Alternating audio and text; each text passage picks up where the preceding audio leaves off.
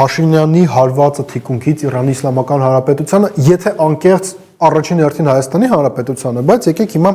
ավելի մանրամասն քննարկենք ստեղծված իրավիճակը։ Հարգելի հեռուստադիտողներ, մեկ եկեք վերհիշենք, հա։ Մի քանի օր առաջ ադրբեջանական լրատվամիջոցները տեղեկացնում են, որ իրանական անօդաչու թռչող սարքը առանց հետաքննության եւ այլն, իրենք հայտարարում են, որ իրանական անօդաչու թռչող սարքը հարվածներ է հասցրել Նախիջևանին, այդ թվում նաեւ իրենց այնտեղ եղած կարևոր օբյեկտներին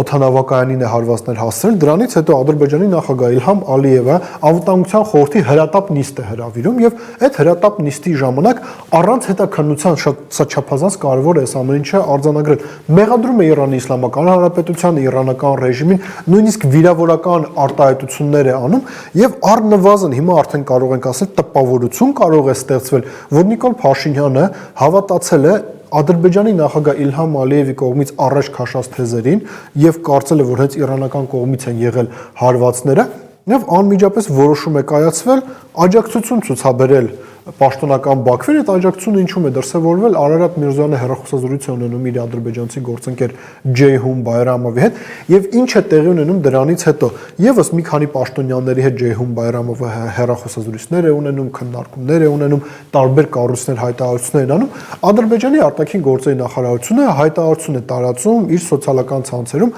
մի շարք երկրների դրոշներ այդ հայտարարության մեջ կային, այդ թվում նաև Հայաստանի Հանրապետության եւ իրենք Հայաստանի Հանրապետությանը շնորհակալություն են հայտնել այն բանի համար, որ աջակցություն են հայտնել Ադրբեջանին։ Ընկերներ, տեսեք, Ադրբեջանը հայտնում է, որ իրանական կողմն է հարվածներ հասցրել Ադրբեջանին, իրանական կողմի գնահատականները չլսելով, իրանական իշխանությունների հետ քննարկումներ չունենալով, Ալիևը ասում է Իրանն է մեզ հարվածել։ Դրանից հետո Արարատ Միրզոյանը զանգահարում է Ջեյհուն Բայրամովին, դրանից հետո ադրբեջանական կողմը հայտարարություն է տալու, որտեղ մեզ շնորհակալություն է հայտնում, այսինքն մենք հավատացել ենք Հայաստանի Հանրապետության իշխանությունները ադրբեջանական կողմի դիրքորոշմանը, մենք հավատացել ենք նրան, որ հենց իրանական կողմն է հարվածներ հասցրել անօդաչու թռչող սարքերով եւ շտապել ենք աջակցություն հայտնել Ադրբեջանի տարածքային ամբողջականության, ժողովուրդ բախտներս բերել է, որ Նիկոլ Փաշինյանը պատերազմ չի հայտարարել Իրանին այդ անօդաչու թռչող սարքերի հետ կապված միջադեպից հետո։ Բայց ինչ է տեղի ունենում դրանից հետո ադրբեջանական կողմը ըստ որոշ նաեւ արևմտյան փորձագետների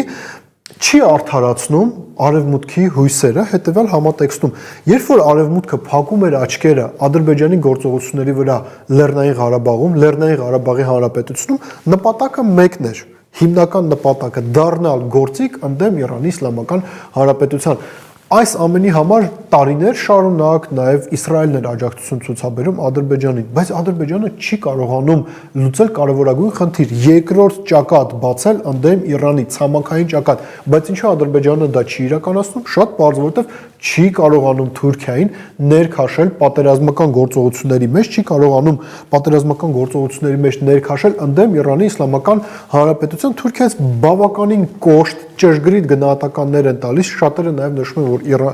Իսրայելի ականջներն են ետևում ադրբեջանական կողմի գործողություններում եւ ինչ է անում պաշտոնական Բաքուն դրանից հետո շատ օպերատիվ կերպով փորձում են վերանայել իրենց քաղաքականությունը։ Ալիևը զանգահարում է Մասուդ Փեզեշքյանին, իրենք հեռախոսազրույց են ունենում, երկու կողմերը կարևորում են տեղի ունեցած միջադեպի վերաբերյալ հետաքննություն իրականացնել, ավելին Ադրբեջանի նախագահի աշխատակազմի կողմից տարածված հաղորդագրությունը, երբ որ մենք ընթերցում ենք, մենք տեսնում ենք, որ այնտեղ խոսք չկա նրա մասին, որ անօդաչու թռչող սարքը եղել է իրանական, ավելին ժողովուրդ հումանիտար օգնություն է ուղարկում Բաքուն Թեհրանին։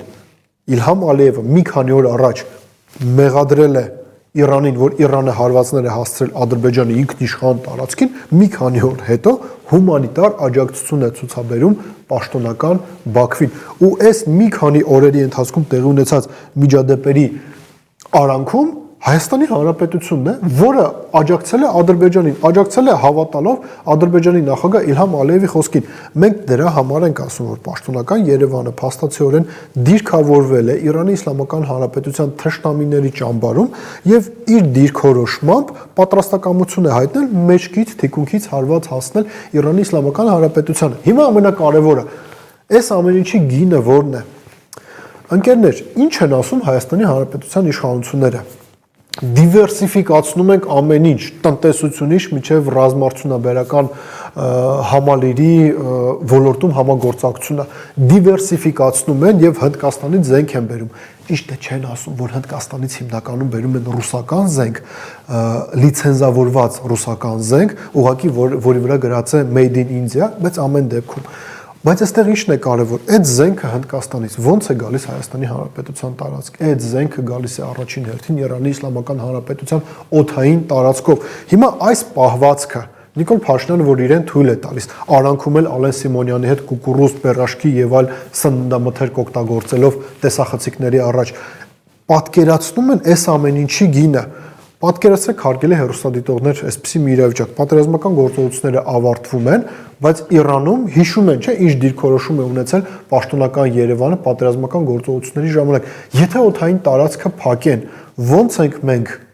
Հնդկաստանից ռուսական զենքը բերելու եւ Հայաստանի Հանրապետություն հասցնելու։ Այս հարցի պատասխանը սուջուխի, պերաշկու եւ կուկուռուզի սիրահար Նիկոլ Փաշինյանը կարողանալու է իր ընտրողներին տալ։ Ստրասբուրգում ելույթի ժամանակ այս հարցի պատասխանները Նիկոլ Փաշինյանը հնչեցրել է, թե ոչ։ Իհարկե ոչ, որովհետեւ այս հարցի պատասխանները իրենք չունեն։ Եթե դու ձգտում ես մաս դառնալ թուրքական աշխարհի, քեզ առհասարակ ոչ Հնդկաստանից, ոչ որևիցե այլ երկրից զենք անհրաժեշտ չէ։ Մտածեք այդ մասին։